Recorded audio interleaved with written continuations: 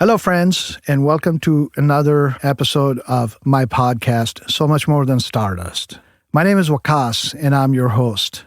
I was thinking about how I acquire my friends, and I tend to choose and curate my friends based on how they make me feel.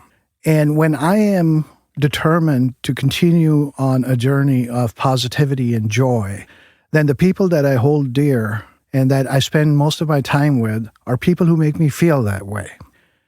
One of those people is our guest for today's podcast. His name is Leo Rosen.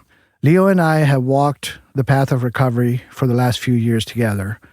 And I would not be exaggerating if I said that my recovery is not colored strongly in the hues that Leo brings to this program. That is why I asked him to be with me on this podcast. I hope you enjoyed our conversation as much as we did. This is my conversation with Leo Rosen. Good afternoon, Leo. Good afternoon. It's been a long time coming. Right. I've had you, when I started doing this project, I'd compiled this list of people. And you were not on the top 5, but you were not far below that. And, I've been looking for a time that we could get together and talk. And I'm glad that we have been able to do that in spite of, all of the drama that's been going on in your life today, right? Yes. Yeah. Just a little bit, yes. So I understand you had a little bit of trouble with your tires today? So it was actually yesterday. Uh-huh. I bought 4 new tires a week ago on my wife's car. Uh-huh. It's a 2015 Toyota 4Runner. Got it. And I love a new set of tires on a car. Yes. So I'm excited. It snowed, a week later. I got 4 new tires on a 4-wheel pat drive. On the back, yes. Yeah. 4Runner, 4-wheel drive. I go out to the Harris house to do a speaking engagement yesterday morning. I had a 10:30 a.m. Meeting that I was speaking at. And I do my thing, and I'm leaving. It's 11:30 at Harris house in St. Charles. I'm coming down 364, the new part of the Page extension, coming back. And all of a sudden my tire light comes on. Now, we've driven for a week on these, so, it wasn't something that immediately, happened driving off the lot. But the tire light comes on, so I thought, well, maybe it's just low because it's cold out. Right. You get the low, Yeah. And And it's been cold. This past week. So it feels fine, so I keep driving. Then I start to feel that it's not fine. So I go, well, where am I? And start looking, where's the exit, And it was like 2 miles to the next exit. So unfortunately, by the time I got to Bennington, I was pretty flat. Oh, were you? Get off on Bennington, pull on a little side street just to get out of the way. And then now the tire's really flat. Well, I couldn't, those 4Runners have a tire underneath the car that lowers down. You got to crank it down. And it's they're a little tricky. Yeah. I knew exactly where the tire was and what I would need to do. But I hadn't done it before on this car. And this is my second new set of tires. I've had the car for 7 years. My second new set of tires on it, never had a flat. So you must not drive a whole lot as compared to me. It's got about 80,000 miles. So, okay. So I tried to lower it and I couldn't.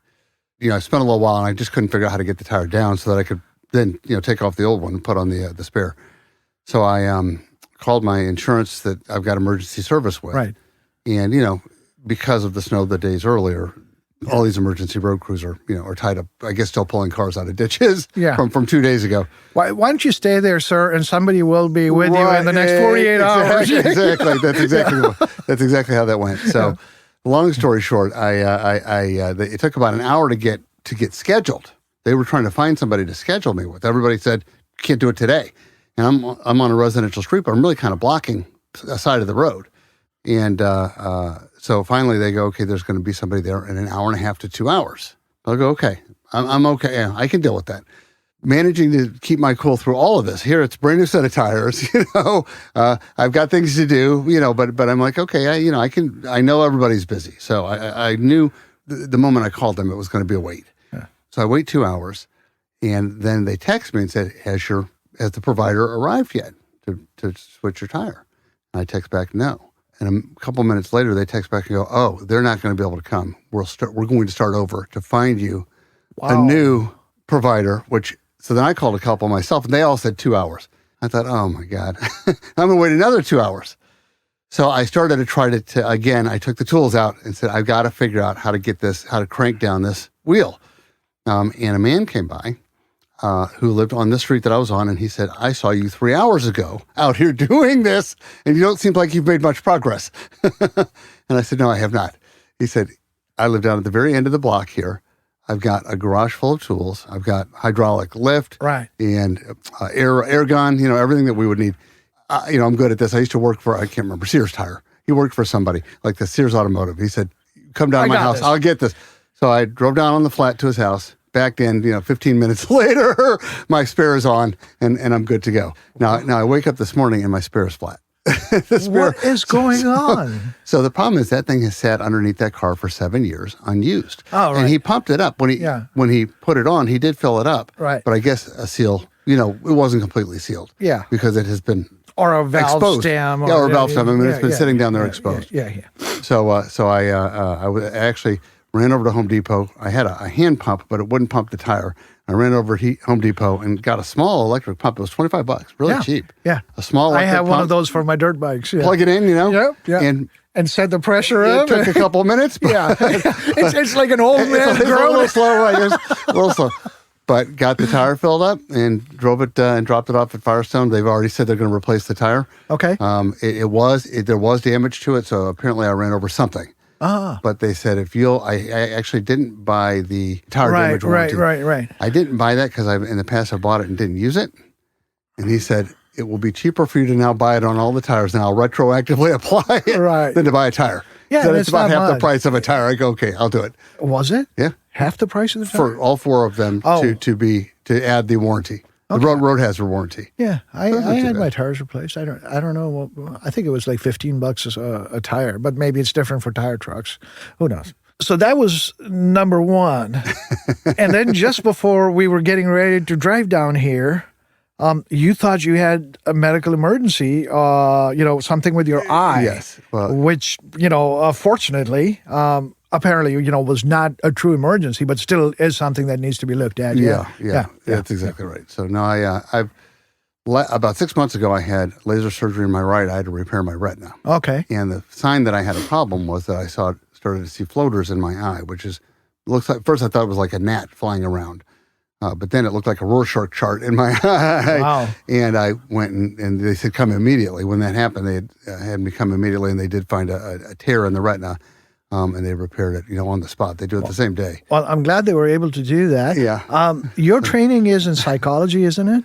My training from a very long time ago is in psychology. So I was wondering what that Rorschach pattern was throwing out in your head. I tried to figure it out. Exactly.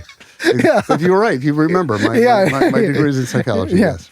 So, but anyways, it was meant to be, right? It was meant to be. So my left eye started to do the same thing. I did call the retina specialist, and they just said, we'll see you in the morning. We'll see you tomorrow morning. You're fine. Yeah. So your eyes and mine are sort of shaped the same way. So do you have high intraocular pressure too, or not? I don't know if I have that. It was interesting when they did the first retina. He said, you have an identical weakness in the other side. There you go. They're mirrored. Yeah. I have been told the same thing. Yes. And, there's retinal detachments that run in my family. One of my mom's brothers is an ophthalmologist in England, and he was in France and started noticing, the floaters and the shining lights, which they call scintillating scotomas. And he was like, oh, I'm getting a retinal detachment. So he drove himself back to England through the tunnel and got it repaired in England. So, yeah. And I've been told, hey, you're at high risk for that too. So I get yearly eye exams. Yeah, right. So to backtrack a little bit and, establish who you are for our listeners, you're a St. Louis boy. I am. I'm born and raised in St. Louis. Yeah.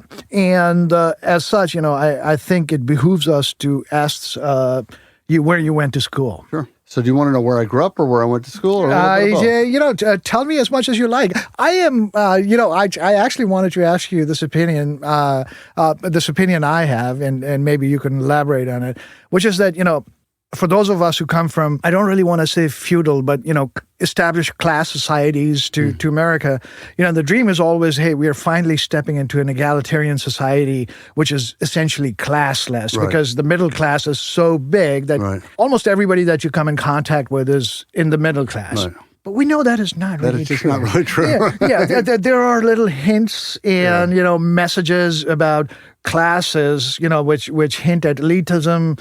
Did you go to private school? Did you go to public school? Right. Did you go to private Catholic school? Right. Whatever it is. Right. And I think, in St. Louis, asking another person, hey, where'd you go to school is sort of, feeling the other person out for, okay, what kind of socioeconomic background they come from, what kind of, neighborhood they grew up in, et cetera. So assume that all those questions are implicitly asked inside in my of this question. Yeah, very good. And it's true. And I'd say, I'm sure that there are other cities that are like this.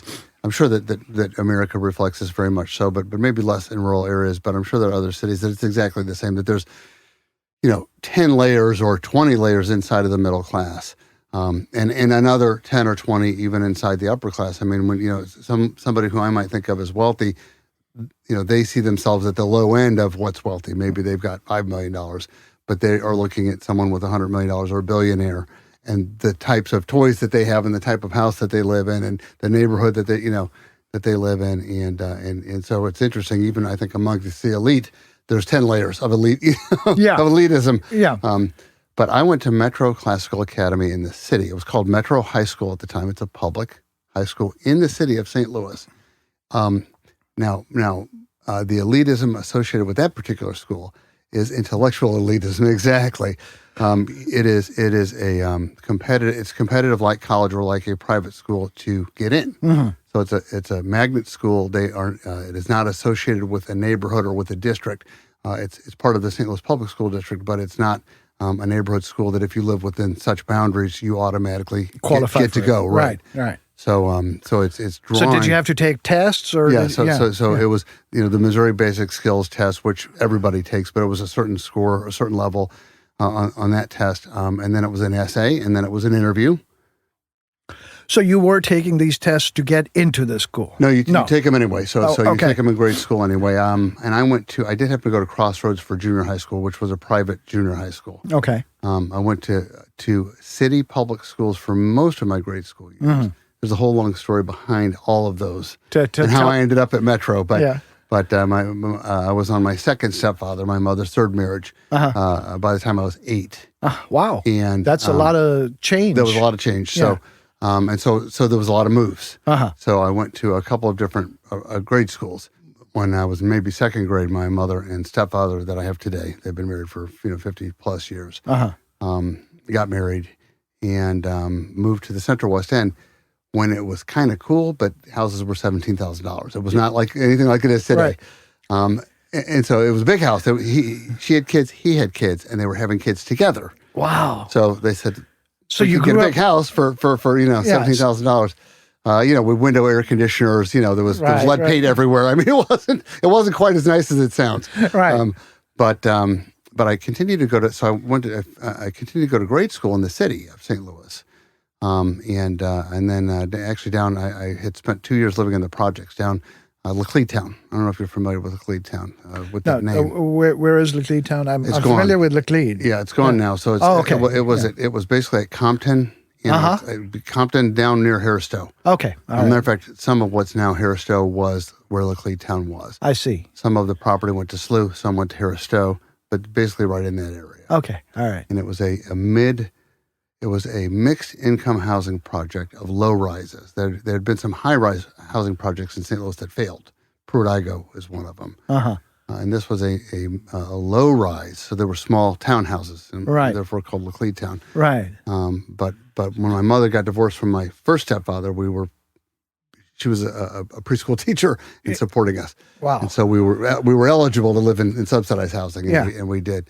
So I went to that grade school that was there next to this housing project, and I liked it. Yeah. So when we moved to the West End, I kept going to that grade school. I took a public bus. Oh, is that right? Down to that grade school, and went to school through 5th grade at Waring School. I think the building is still there. It's called Waring School. It was at basically at Compton and Laclede. Yeah. And so then we were in the West End. I went to Crossroads, which is next door to where the Lindell Club is now. Oh, okay. That was then Crossroads. I see. The Catholic Church. The Rosati Kane school now? No, right next door to the Lindell Club, there's a there's a building now that's Ledoux Nails. Oh yeah, the white building, spa the white nails- stone building. Right. That has belonged until now, and it may still belong to the Catholic Church. It belonged then, and they rented it to my junior high school. It was a junior high school in that building. And eventually it was Catholic Family Services after that. In that building. And then now, luckily, Ledoux Nails. So you basically, are right at home. such a great school. So that was where I went to middle school, basically. Yeah. And then I went to high school. So it must have been a small school. It was very small. Yeah. There might have been 100 kids. Okay. And then it was private in a great little school. Yeah. And then I went from there to Metro.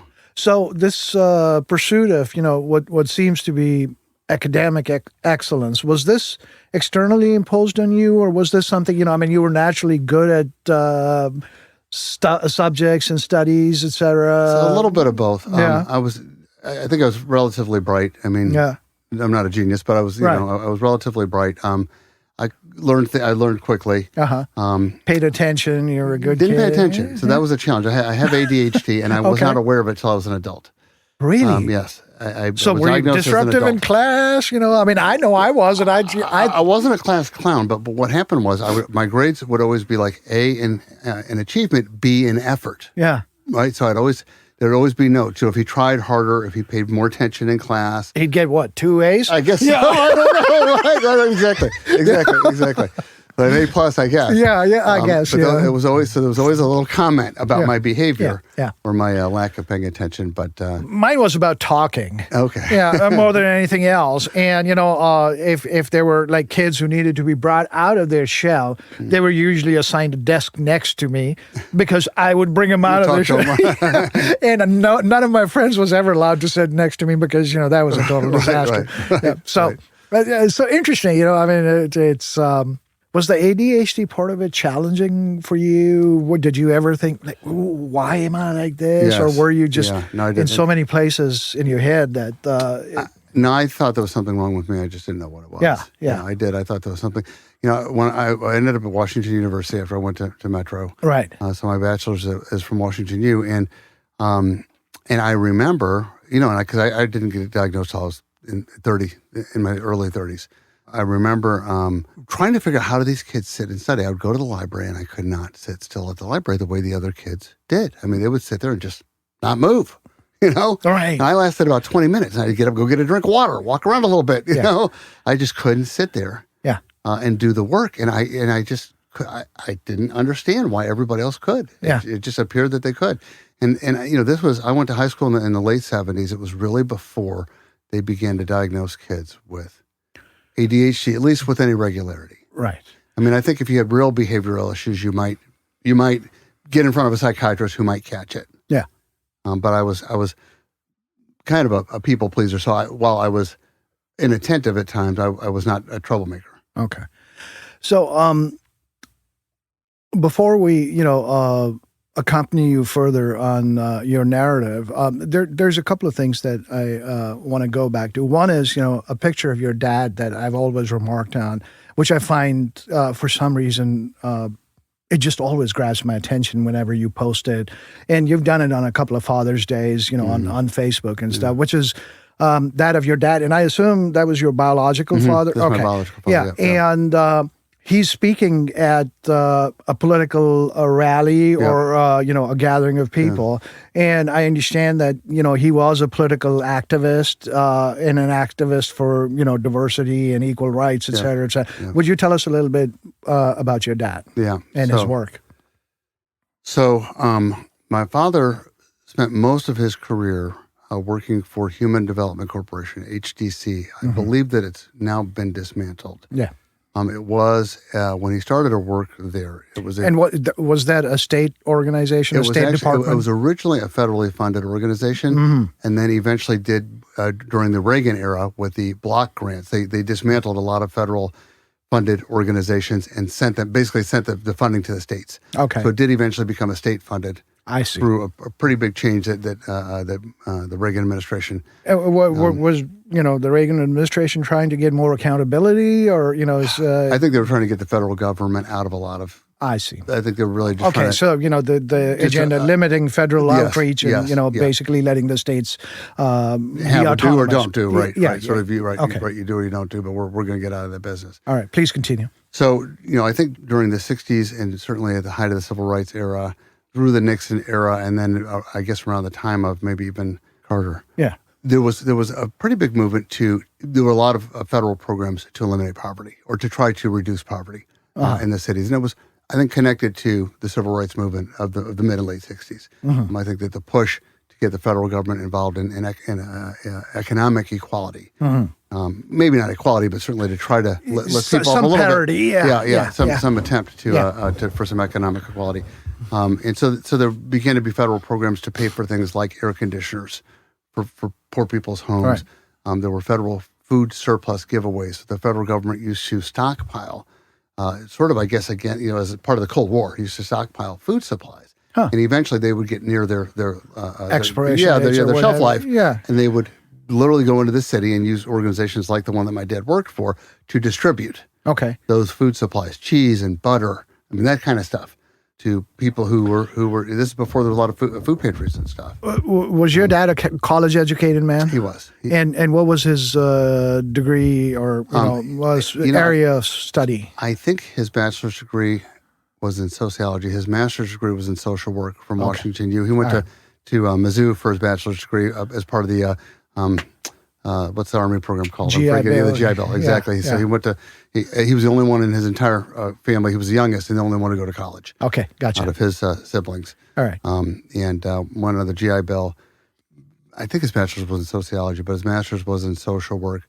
And so he eventually was in charge of all the, what was called the neighborhood programs at Human Development Corporation. So all of their, pretty much everything that wasn't administration, pretty much everything that wasn't finance, HR, that sort of thing. He ran the program itself. So they had Head Start. They had the Head Start contract for the city and county. Mm-hmm. They had about a dozen community centers that ran after-school programs for kids whose parents, worked and didn't have anywhere to go after school. They ran the federal food giveaway programs. They ran all of the Heat Up St. Louis, all the programs to identify and fund areas of need, areas of need for basically economic areas of need. Mm-hmm. The population that he served was about 98% African American. Is that right? So it was mostly all the community centers were in the city. So let me ask you this: you were pretty young when your mom and your dad got divorced. Those three. So did you have contact with him later on as you grew up? Did you see him do this kind of work and adopted him as a role model, so to speak, or, got some kind of, this is what a man does in his life kind of, lesson? So I think I drew a lot from him and from my current stepfather. My first stepfather was brief. It was maybe 2 or 3 years when I was a child. But the stepfather that my mother, is married to now and has been for 50 years, I also certainly adopted a lot of, and he, similar, but they met, my mother and my stepfather met at a Socialist Workers' Party gathering in the 60s and the late 60s, or maybe 1970. Yeah. So he had a similar take. He happened to be a physician. He was a general and vascular surgeon at Jewish. Oh, okay. But had a similar political view that my father had and that my mother had. Okay. So I think I took a lot from both of them, but I was around my father. He stayed in St. Louis. He actually had an opportunity for a big job in Dallas and didn't move because his kids were here. He was investing. He was not going to. So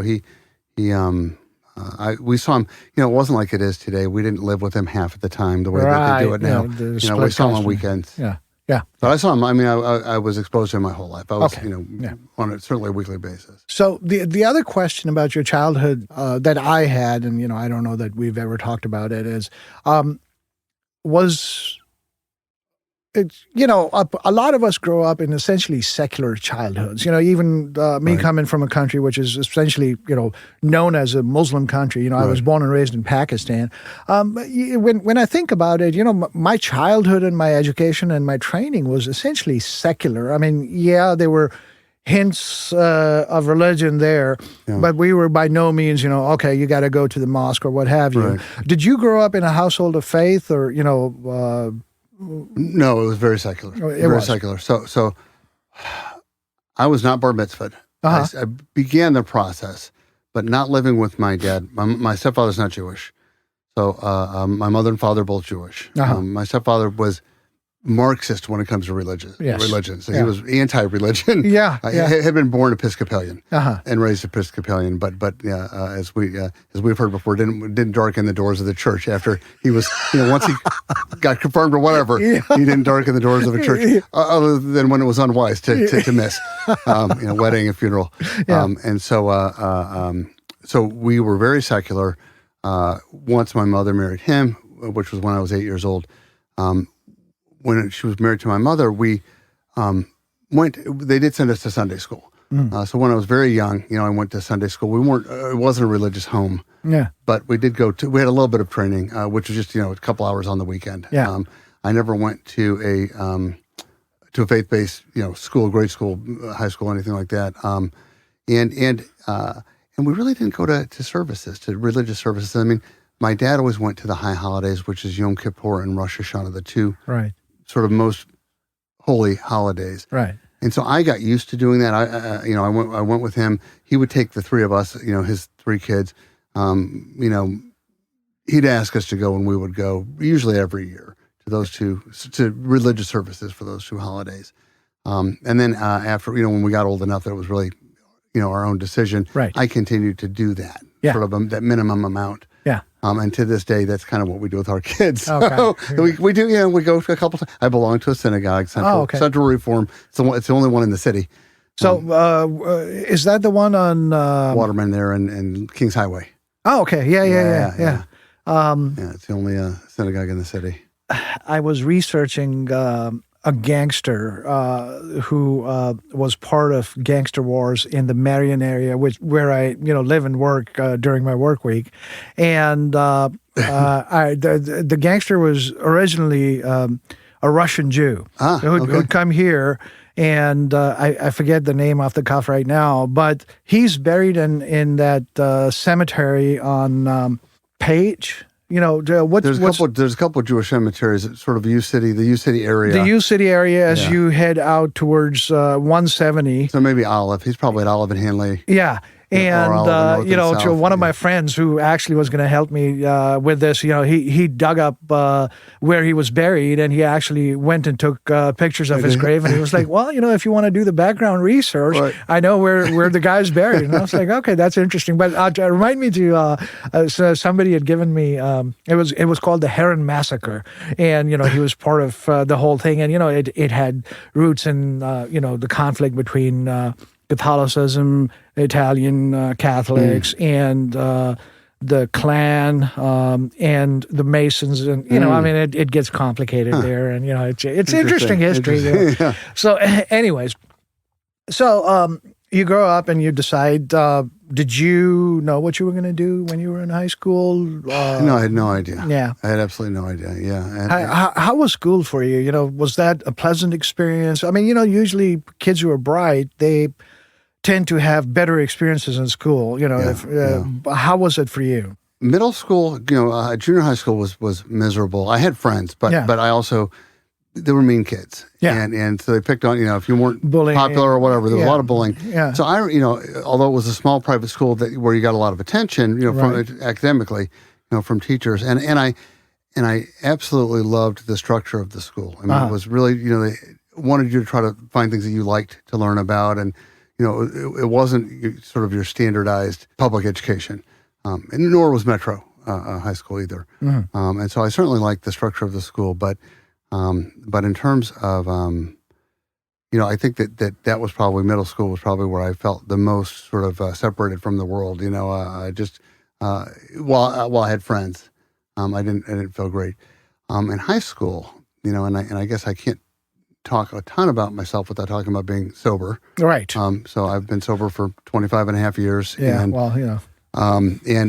but in high school, I became very, very popular, but I got in with a crowd that smoked a lot of marijuana, that smoked pot. And that was sort of the niche that I fell into. And it was a group of smart kids. It was a high school that you could very easily be, you flunk out very easily. Yeah. So you had to keep your grades up. They had a pretty high standard to remain at Metro. And so it was, it was late 70s. So, by the 80s, if you were a pot smoker, you were a burnout. But in the 70s, it was like cool. Yeah. Like a cool thing. And so I kind of found myself in that group. We were partiers. And again, very strong academically, the whole group of us, but we were really partiers, and that's kind of where I found my niche in high school. And so I did feel good about, I was comfortable in high school. When I got to WashU, I started again to feel sort of that less than thing that a lot of alcoholics and addicts have. So, one of the things that I was thinking about, I do a little bit of mental preparation for when, I invite somebody to come and talk to me. And I was thinking about, growing up and rites of passage and, bar mitzvahs, right. which is the Jewish ritual or rite of passage where, a boy goes through the passage, through the ritual, and then is pronounced a man, right? Yeah. And the female version of it is called the bat mitzvah, or bat mitzvah, right? And if we look at human society and put it in perspective, what we mistakenly or misguidedly sometimes label as primitive societies, non-industrialized societies, which have, the emphasis is more on the tribe and the family, et cetera. Right. They tend to have very well-pronounced rituals whereby, a kid lives with the female part of the family until a certain age, and then a rite of passage happens, and then you turn into a man, and then your life is essentially with men, et cetera, right? And I think that, as we get into industrialized, non-tribal societies, we sort of lose their rituals unless, you call drinking and drug use, and Robert Bly and Iron John and, other people who have written about mythology talk about the loss of these rites of passage. And I think that a lot of us, men especially, but I'm sure women too, as we transition from childhood to adulthood, we are at a loss on how to deal with that transition. And that transition is never well defined. Right. So we don't make that transition, smoothly.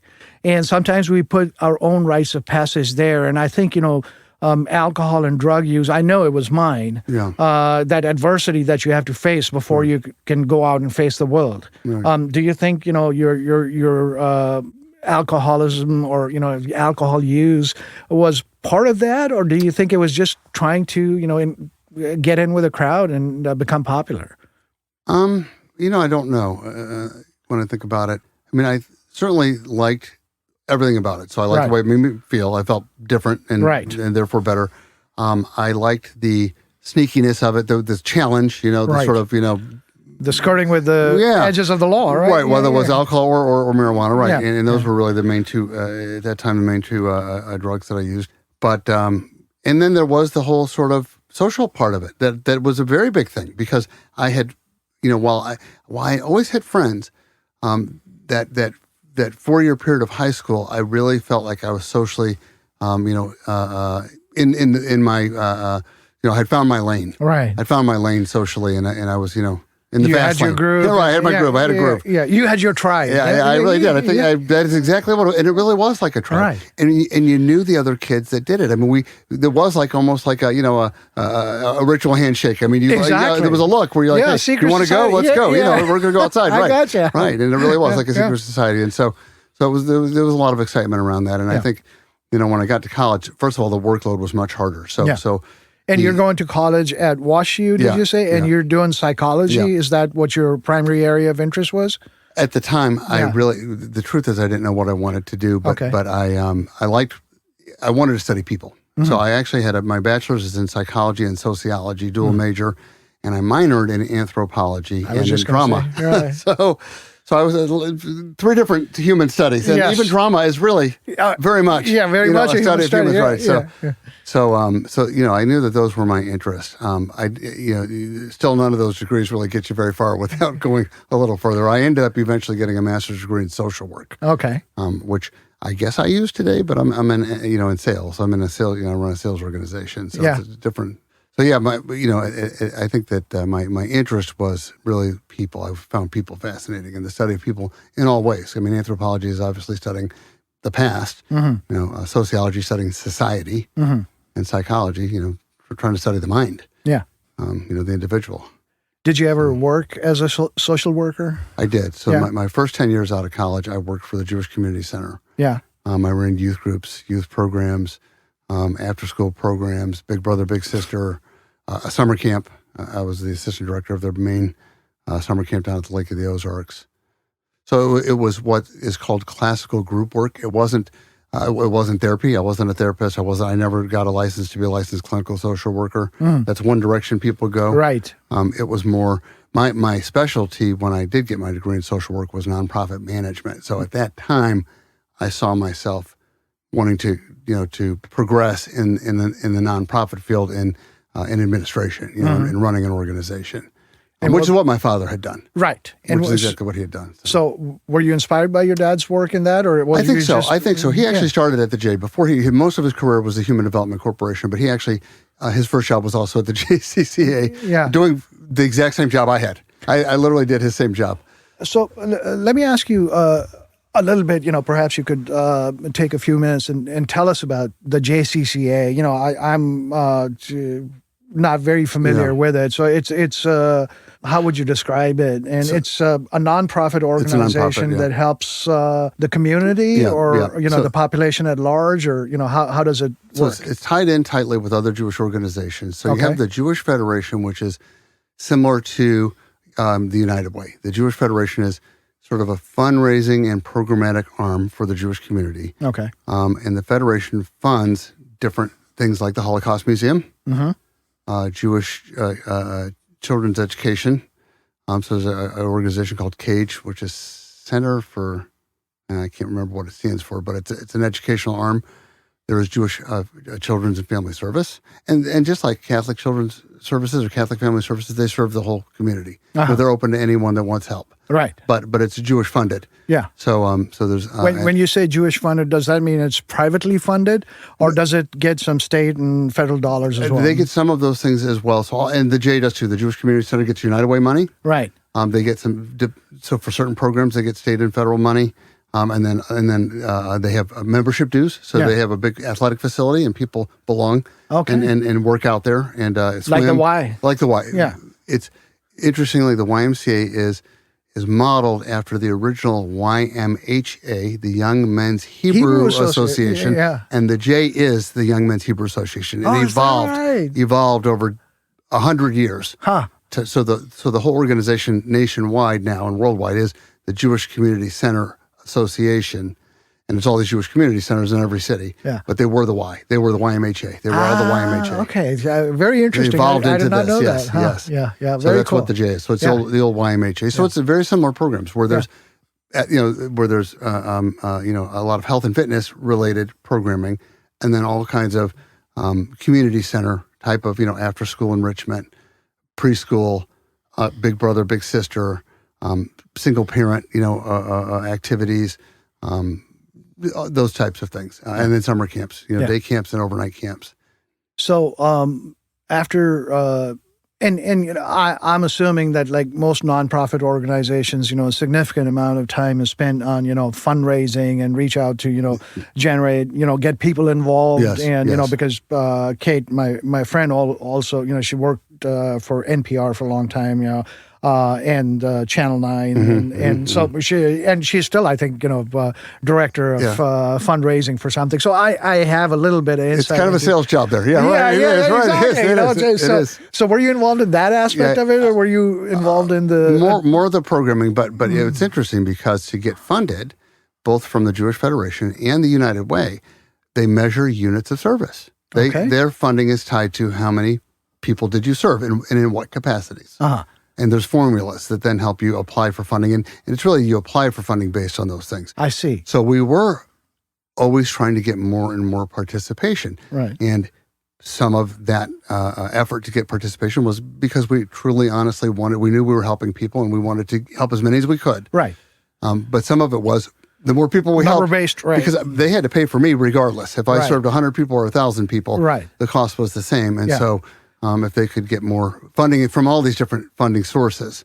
It helped. It helped us continue to serve people. Yeah. So 10 years down the line, doing this work, which is publicly and service minded, and you decide to change career paths, or Yeah. So it's an interesting story. And it's related to my sobriety. So I was just going to say that, yes. you and I walked that path together, Right. and one of the reasons that I have always been attracted to you, as a human being, is because of how much I've learned from you along that path. And sometimes your comments, well, most of the time, your comments are not really directed at me, but just because I am there and you have said something, which then I think about and then I internalize, that has helped me in my own journey. So I appreciate that, and I, have a lot of love and respect for you in my heart for that. So having said that, tell us about the interesting story. First, let me say I want to reciprocate that. I always have appreciated your presence in the meeting that we shared together. You're one of the gentle souls in that room, and one of the people that I admire the most. And I have always had same thing. So I appreciate the sentiment. I had been with the Jewish Community Center for about 10 years. They helped me they helped put me through graduate school. I had been promoted several times into managerial roles, and towards the end of my drinking and drugging, I became a less than optimum employee. Okay. I wasn't a good. Corporate citizen. I was actually married and divorced during that time. I was not a good husband. I wasn't a good son. The drinking and the drugging really took over my life, and I wasn't a good friend or any. There was nothing. I was imprisoned by the addiction that I had. So unfortunately, it led to the Jewish Community Center after really making a valiant effort to give me an opportunity to turn myself around. That they eventually, suggested that we part ways. Now they gave me the opportunity to resign, which I did. Yeah. If I wasn't fired, I could say I wasn't fired, but there was a discussion where unfortunately at the end of my drinking and drugging, I just wasn't very productive in any part of my life. Right. And you were struggling. And work was one of them. I was absolutely struggling. I ended up on the streets ultimately. Yeah. And so it was a terrible time. But those fences have all since been mended. When I did clean up, which was only about 6 months after I left there, it was I did. I think it helped me hit the bottom I needed to hit. Mm-hmm. And that is also a hallmark of our journey. That I have a hard time seeing the world in absolutes. Black and white, right. Good and bad. Right. And I think that, a lot of the people who struggle with issues tend to do so because they get into this repetitive, vicious cycle, which takes away who they are as a person. So, I'm talking to you today and you talk about, not being a good husband, not being a good son, not being a good father. So these are obviously things that are important to you. Yeah, we talk about rebirth and recovery, but at the same time, we're still the people we were. As a human being, I was the same guy right. who was in grade school and, right. Blah, blah, blah, right. and who I am today. I'm going to be 57 in a few days. And I think that we sort of, forget what our priorities are. And, what is important to us, because we are, as you were saying, there is this attraction regardless of what it is to, because it could be as easily to alcohol and drugs as to food, as to, sex, as to anger, or any of those things, right? And any of those things has the power to entrap us and take us away from our humanity. So I think, for me personally, recovery has been a regaining of my humanity and identifying who I am as a person and being true to that person. So I'm pretty sure we share, similar directions there. So and sometimes I think, the point I was trying to make was we have to get to that place where everything is dark around us so that we can identify where the light is and start walking towards that light. Yeah. So you said, times were pretty tough, and you had no fixed abode. You were basically struggling mightily. Right. Yeah. Right. Yeah. Yeah. No. So, and like I started to say, I've long since, gone back and repaired the damage there. Right, because that's part of our recovery, and it is part of our. So, yeah. I'm good friends now with virtually everybody that I worked with, and I participate in all kinds of reunions and get-togethers, and there's a call tonight actually, with a bunch of people from Camp Sabra, which was the camp that the J owns, that I was associated with. A Zoom call where it's a bunch of us get together and just talk. So I never asked you this, which it's really not relevant, but I was curious about. Did you ever go to Israel and work in a kibbutz? I did. You did? I did. Okay, tell me a little bit about that experience. So when I was at WashU, when I was 21, I took a semester off and I went and lived for 6 months in Israel and worked on a kibbutz. I had wanted to do a semester abroad, and I looked at a bunch of different possibilities. And I'm not sure how I landed. I'll be honest with you. I was very secular. Right. So I didn't have any real attachment to the state of Israel. I knew it was a Jewish state. Right. And I was always interested in, maybe seeing it. But I think it really had to do with as I looked for this semester abroad, and I kind of wanted a semester off too. It wasn't that I wanted to study abroad. Yeah. I was looking at different programs, and that was one that someone suggested, probably my college counselor, said, look at this. And it was very inexpensive because you work. So the program itself wasn't the price of a semester at WashU, because you're helping on the kibbutz, you're working, and then you're studying. And so I did something called the kibbutz Alpan, where you learn Jewish history, you study Hebrew, and you work. And I think the price for the whole thing was like $750. That might have included the flight. It was really like a and so I did that. And I ended up really enjoying, it was really a highlight of my college years. I really enjoyed working on the kibbutz. I traveled all around Israel and learned about the history, not just the Jewish history, but the Islamic and the Christian history. Right. I did have the opportunity to, it was, at that time, it was fairly reasonably easy to get into Egypt. There are some challenges with an Israeli stamp on your passport, getting into some of the Arab countries and vice versa. Even though the whole Sharm el Sheikh, resort by the Dead Sea. Right. Yeah. Well, so it's interesting. Egypt was an easy one to get back and forth. Right. Some of the other ones, Lebanon, not so much. Certainly Syria, forget it. Yeah. But even Lebanon and Jordan, like if you went, there was a chance you wouldn't be able to get back in. Yeah. Which is unfortunate, because it's a great historical area. It's such an incredible area. So, what part of Israel did you like the most? I got lucky. Don't say Tel Aviv, because that's where all the nightclubs and all. Well, that's really close. Probably Jerusalem. Just the historic, just the history. I was very, I was totally into history. Yeah. And so, sort of into archaeology as part of my anthropology. Totally into that stuff. Yeah.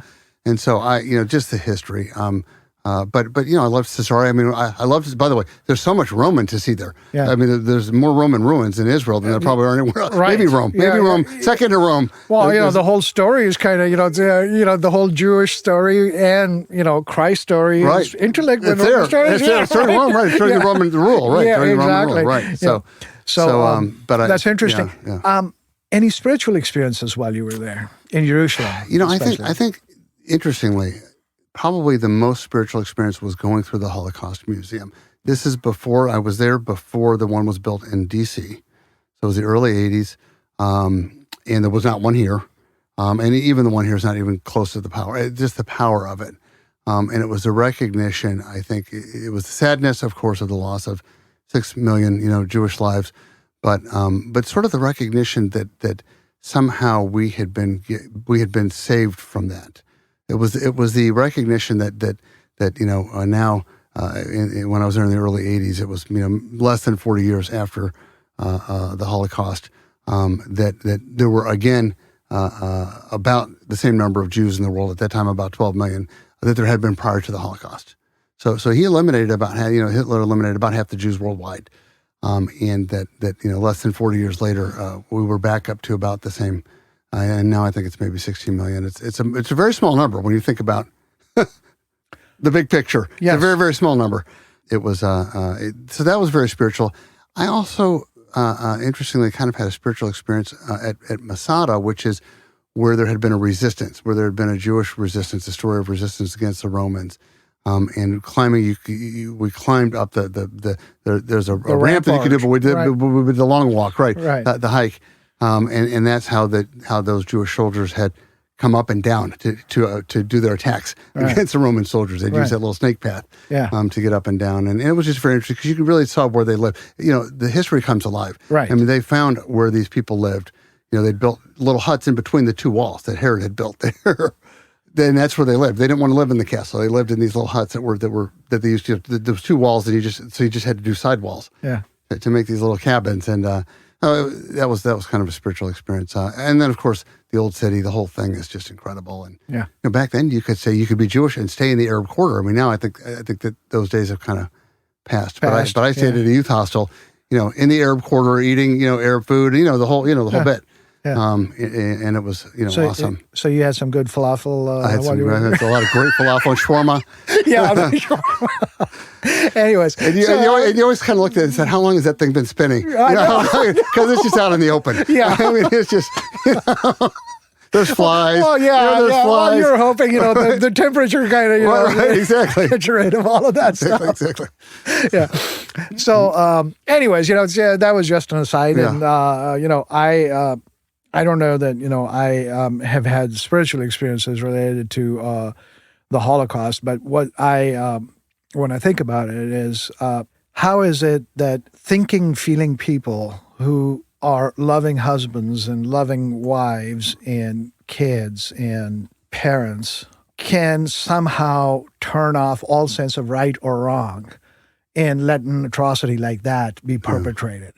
And that, for me, is, one of my biggest fears in life, that society, and you've studied history, human beings are extremely... We keep doing it. That's not the first time, right? It's not the first time. And, probably not our the last. memories are short. Right. And, and every time we go like, okay, the Jews say, never again, right? Yeah. But, it doesn't have to be the Jews. Right. It could be somebody else altogether and get picked on because they're a visible minority. And that is why, I'm not a big fan of social media, even though, we're doing this for social media in a way. But I understand the importance of it, that, we can have, people have all kinds of negative reactions to, hashtag Me Too movement, or, Black Lives Matter movement, or, all of these, social awareness themes that we are working on, inequality, LGBTQ plus. And my thing is, it is good that we can communicate with each other. We can be a touch sensitive about things. Perhaps we overplayed, perhaps we are dramatic about.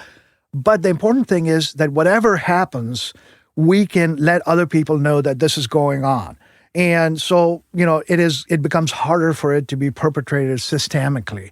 And, there's positive aspects of it and negative aspects. I just, don't trust human memory, but, Well, neither. When you think about it, even the Uyghurs today, right, in China. Yeah. I mean, or the Kurds.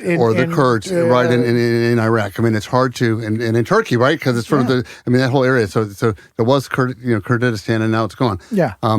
Kurdistan. And so it's, but certainly, in the continent of Africa in our lifetime, there have been a number of genocides. They were smaller than 6 million, but they were absolute genocides. They were absolutely groups of people eliminated by, for political, religious differences. And genocide, and this leads me to, sometimes reflect negatively on humanity. Genocides that were perpetrated not by automatic weapons and by bombs and by swords and spears, when 3 million people were massacred over a period of time. And, I just got a message from one of my friends saying, hey, we can do a dirt bike tour. And I was like, in Africa. And I was like, where in Africa? And they go like, Rwanda. And I was like, the only other word that comes to mind when I think of Rwanda is the massacre. Right. But, things change. And then again, anyways, so... on to brighter and more positive topics. So I won't take up more, a lot more of your time, but I know, and I can say this without any hesitation, that, recovery for me has been an absolutely positive force in my life. Would you agree with that?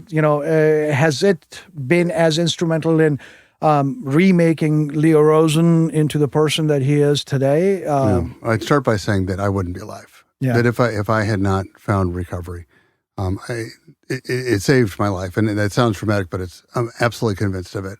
I wasn't like hospitalized near death. I wasn't physically near death, but I wasn't far from it when I got sober. I weigh 200 pounds right now. I was 135 pounds. Oh my Lord! I was 65 pounds. Not that I couldn't stand to lose 10 or 20 right now, but 65, I wouldn't look very healthy. Yeah, I was not eating regularly. I was not getting any medical attention. Had lots of sort of, because I was at times on the street, exposure. I don't think I could have continued to live that way and lived long. I wasn't homeless living in a dumpster or next to one, but close. Mm-hmm. And, when you think about, my upbringing, although there were a couple of divorces, by the time my mother married my stepfather, my stepfather's a physician. We weren't wealthy, but we were nicely middle class. Yeah. Had clothes and food and a big house and heat and electricity and a bicycle and all the things that you would want to. I grew up pretty nicely.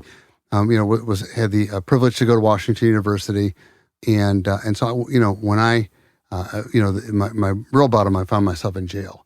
And I was there for a few weeks. It wasn't like an overnight stay. Yeah. I wasn't for months or years. Yeah. It wasn't for months or years, but it was for a few weeks. And it was for doing things, stealing things to use drugs. Yeah. But I found myself saying to myself, this is not where this isn't what I wanted to be. This is not who I am. This is not who I want to be. This is not who I wanted to be. Yeah. If you asked me in kindergarten, what do you want to be when you grow up? You kind of said, did you know what you wanted to be? The answer was no. Yeah. But I was certainly not that. I knew what I didn't want to be. For sure not this. And so, jumping, and people, we talked about this. People have to find a bottom that is enough for them to really walk away from because it's difficult. It's addiction to me. It was like a prison that I was in, and to be able to break free from that took a lot. And so recovery saved my life. I'm convinced of it. I think you're right. I think that the good things about me that I know of today, the things my concern for other people, my desire to pay everything forward that I can, my desire to be a good husband and father and son and sibling and friend and employee. I do think I had all of that before. I do think that all of that was part of me, but being freed of this addiction, of this prison of alcoholism and drug addiction, has allowed me to allow those things to come out. So for those of us, who are listening and who don't have the same kind of insight into recovery that you and I do, perhaps this would not be a bad moment to reflect on the fact that, recovery, we choose to walk along this path, but it is not something that, you just, it's not like putting a shirt on, and saying, okay, now I'm wearing my recovery shirt, right? Right. There is a lot of work, on ourselves, on our, way of approaching life, our thinking. And then there is work in terms of, you called it paying it forward, but we have to spread the message, right? And, we have to talk to other people and try and help them in their journey. And I know that you do a lot of it, a lot more than I do. So, tell us a little bit about that. So, recovery, and I happen to participate specifically in Alcoholics Anonymous. That happens to be the recovery program that I focus on. There's all kinds of them out there. And I don't think in AA itself doesn't think that there is a monopoly on recovery, right, on any one of these programs. Yeah. And they're just all, and we look to doctors, to physicians, to clergy, to psychologists and psychiatrists also to help us. So we don't, we certainly don't think we have an exclusive, but what I have found is that I've got to participate actively in my own recovery, that that it is something that I've got to continue to do. Since my sobriety date of July 10th, 1996, I have not drank or drugged. Mm-hmm. But I did have a few years where I was trying to get into recovery before that, where I did relapse. Right. So I know from that experience that I've got to be vigilant. I've had people say, well, now that you've been sober so long, you probably don't have to do all these things you're doing. And my experience from prior years was, I think I do. Yeah. I think I have to stay engaged. And so this pay it forward, probably the most important step of the 12 steps of recovery is working with others, and that's the 12th step. And it's, we're not evangelical. I mean, so when you talk about spreading the word, we're not putting up billboards or calling anyone, or anything like that. But we make ourselves available, for, and we try to be easy to find. So you can find AA and all the other 12-step recovery programs online, or in the if there was a phone book back when there was phone books, in the phone book, and then we make ourselves available if somebody's interested. So you sponsor other men? I do. Yeah, which basically means that you act as a mentor to young men, and we don't sponsor across sexes. So men sponsor men and women sponsor women in our program. And you also share your strength, hope, and experience, which is basically going out to various meetings and talking about, your journey along this path, so that, it gives other people, encourages them and says, okay, I've had my struggles, but there is a way forward if you are willing to follow this path. Tell us a little bit, perhaps in closing, about Harris House, which is sort of a beacon of recovery for the St. Louis area, and used to be a downtown area. And one of my good friends went to the one out in West County, which was recently established. And I know that you lead some meetings there, et cetera. So tell me a little bit about Harris House. So Harris House is a nonprofit organization. It is they've got a few facilities now. For many, many years, they were only solely located down on South Broadway, kind of near Broadway and Marceau, which is River de Pere. It's sort of right where Broadway meets River de Pere. And it was in basically an old apartment building that they rehabbed it to be into a recovery center. For many, many years, the Harris House, and they actually get state funding for, among other things, some of the funding that's directed towards housing, because they do house people who often don't have somewhere else to live. But you've got to be in recovery and you've got to participate in recovery to live there. So it's sort of a step up from like a Salvation Army, and it's not religious based. So Salvation Army is religious based. They do have a recovery program too, but it's Christian based. This is 12-step based, and so the Broadway facility is what's called a halfway house, and it's really for people who have been maybe through treatment or who've got at least 30 days of recovery, who go live there, and they go and work, and you have a counselor, and there's meetings there. But mostly you're living around other recovering people who are there for the same reason. They have a dining facility, a kitchen, and they have a cook, and all those things, so that you can live there and thrive there. And people live there from a month to even a year. In that facility. The treatment center, which is newer, last decade and a half, in part was started to help fund the halfway house. It was really, in some ways, they started a treatment. There was a need for low-cost treatment.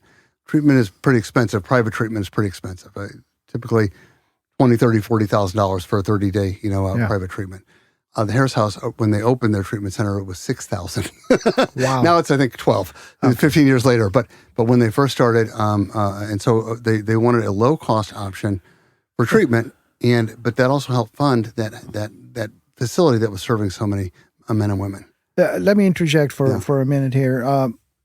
We say, and we know from our experience, when our fellows seek treatment, they don't have 12 grand, because if they did, they wouldn't be seeking treatment, right? Correct.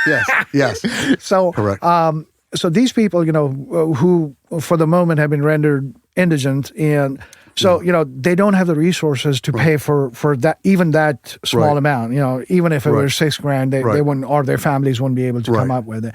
So Harris House accepts donations. They do. They're a nonprofit organization. They're nonprofit. So anybody who's willing to help or has a family member who is, or their own experience, they can contribute not only by volunteering, but also by making financial contributions. To the Harris House, absolutely. And the Harris House does scholarship treatment, and they scholarship the halfway house. I mean, a lot of people move in to that halfway house, and that's really still, they call it the primary program. That's still their primary program, and it, because it gives people a living environment, a sober living environment that's beyond, people unfortunately, you and I both know this. A lot of people go to treatment. Maybe a job pushed them to go get treatment, or their family members did, and they come out and they don't stay sober because they didn't do anything else. They went for 30 days, they came out, and they didn't do anything to keep themselves sober. Right. And that primary program down there on Broadway is designed to really give somebody a runway to learn how to live sober among other sober people. Yeah, a lot of people, I know that